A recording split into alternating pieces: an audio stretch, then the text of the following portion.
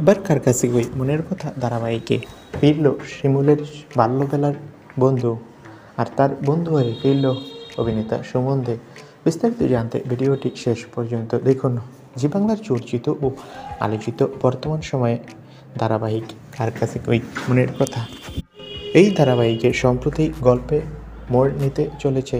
পরাগ চরিত্রটি আস্তে আস্তে পজিটিভ হয়ে উঠছে এই ধারাবাহিকে। তবে সম্প্রতি ধারাবাহিকের একটি দৃশ্য সোশ্যাল মিডিয়ায় হাসির খোরাক হয়ে উঠল। এই দৃশ্যে দেখানো হলো কয়েদিদের সামনে নৃত্য পরিবেশন করে শিমুল, যা দেখে রীতিমতো হাসিতে ফেটে পড়ছে সকলেই। এই দৃশ্য একেবারে মানানসই নয়।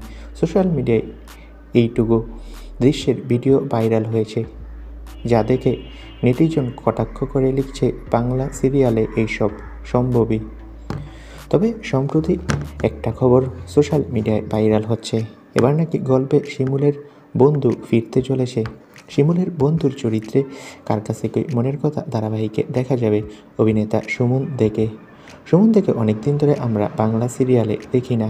এবার নতুন টুইস্ট নিয়ে কার কাছে কই মনের কথা সিরিয়ালে ফিরবে এই জনপ্রিয় অভিনেতা। তো বন্ধুরা, তোমরা কে কে খুশি হয়েছো এই খবরটি পেয়ে? কমেন্ট বক্সে তোমাদের মতামতটি জানিয়ে দাও। আর সিরিয়াল জগতের সব আপডেট পেতে আমাদের চ্যানেলটি সাবস্ক্রাইব করে রাখো।